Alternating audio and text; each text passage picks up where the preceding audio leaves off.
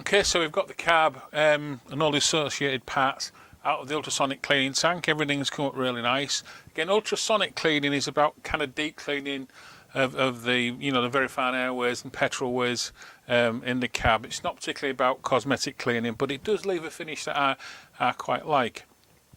We're going to rebuild this cab. We're just going to use the parts that we've got around us. So we're going to reutilise gaskets and things. I have got a gasket set on back order, and we'll refit that when we start to do the cosmetic parts of the bike. The reason behind that is, one, I want to see if I can get the engine up and running, which is always sort of a milestone point in any project. Also, on the DT400s, the carb originally is sprayed black, so we'll make a decision on that when we come to actually do the cosmetics of the engine and gearbox. I'm still not totally sure on that. But what we're going to do on this sequence is, if that's the float bowl, of course, and these are the floats. Floats very, very seldom go wrong, but let's just check it while we've got it off the bike. So we need to start by putting the floats back in, and what you can possibly see on there is it's got up embossed into the float, and also that the pin sits on the bottom. The idea being is that you really cannot get these the wrong way around. Famous last words, of course. Again, up, and so you can when they're in the carb, you're able to see the word or the expression of the word up. So let's put those in place. If you remember, also there were these pins, pin caps, very tiny. Again, I'm not totally sure you can pick up on those, but they sit on the post that the floats move up and down on. And as simple as that is, it's quite a major thing. When we've worked on Makuni carbs in the past, particularly on Suzuki's, they don't have that. And when you're manipulating the ball back onto the car, it's easy for the floats to fall off. But no, we're fine on that one. I'm just going to check that the floats do in fact float. What I've got here, it's actually it's the waste or the old petrol we drained off from the petrol tank. And again, probably no good as petrol in an engine.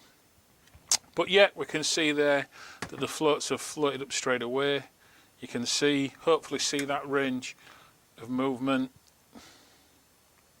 So again, when we look at the carb later, the floats then work against the float arm and control the flow of petrol on and off.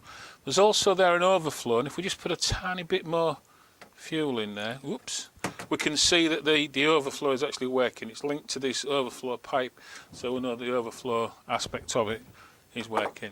So that's the float ball part. We're seeing the floats working. I'll put the petrol back into the jar, and then we'll go through the sequence of rebuilding the carb in total. Let's start by putting disassembly in first. You remember, someone went on and actually polished it a little bit more, and there's the needle that sits with it. A good indication of if we got this right is how easily, how freely that moves.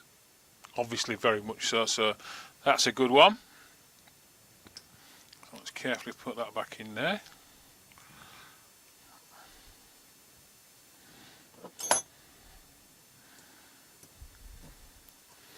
Again, a thing to remember, of course, is that we are using, these are brass fittings, so no more than finger tight realistic. It's very easy to strip threads. What should we do next? Okay, yeah, there was that little sort of retaining spring to get back on there as well, so let's put that on now before we forget. Oops, not quite right. That's okay. Again, if you can't quite see that spring, it actually sits. There's a groove there, which the spring sits in that groove. Okay. So if we then put the float arm back on, this way up with the tang upwards, small tang on there for adjustment. That's upwards. We know it is as well because what we can see there is a very slight indent, a very tarnish where it's been acting upon that spring-loaded mechanism there. Okay. Can go in there, pins in there. These always fight me a little bit. Unfortunately, 59-year-old arthritic hands sometimes play tricks on you. But see how that's a very, very positive mechanism. You can see that that's working extremely freely. Everything under there, the spring, everything, the spring-loaded part is all working as it should be. Good. Let's put the jet back in. Needle jet back in. Again, very, very gently tighten it up.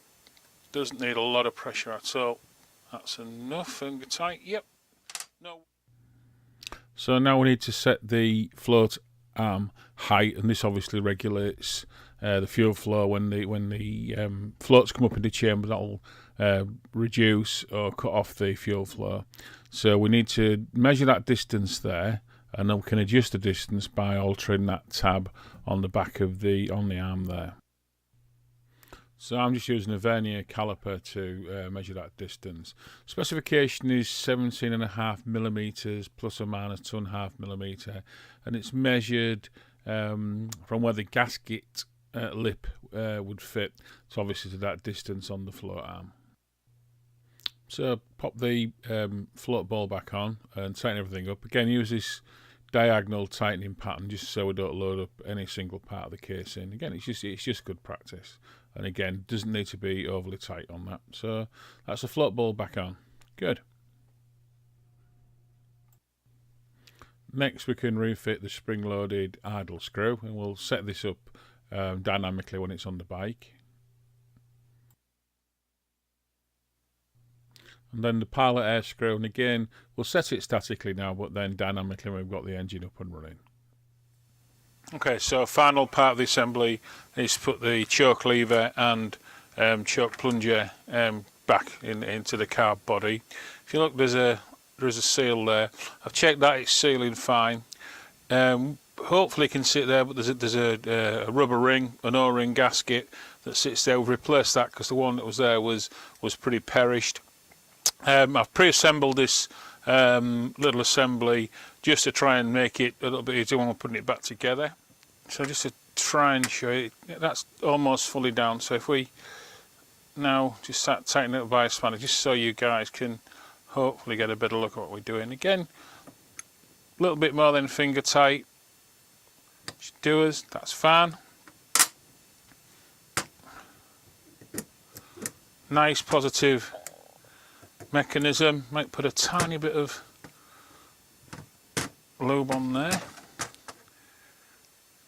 for the future one, some PTFE. So a nice positive action on the choke lever, because the choke lever, as you can see, hopefully acts against there, and one that gives it as it goes across that tape, it gives us a positive fix and also a little bit spring to it. So that's the carb done. Obviously I'm going to look at putting it back on the bike. What I'm going to do next actually is take the reed block off the bike and just check the reeds are okay. I mean, if we've got them, if we've already got this far apart, it's only a small job to take the reed block off. So that's what we'll do, and I'll take it on to the end of this video, and let's see how we got on with that one.